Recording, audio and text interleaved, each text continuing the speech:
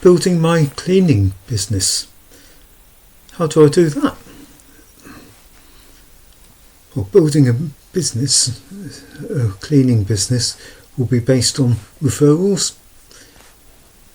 So when you're doing a business, you want to have leaflets around that you can put through neighbouring doors saying that you're working here, and ask them to recommend you if you want other people to do business with you.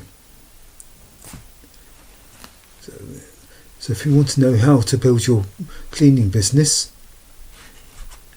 click on the link in the description below, or contact me at Philip Allen at masterbuildingyourbusiness.square.site, and I look forward to helping you build your cleaning business. Thank you.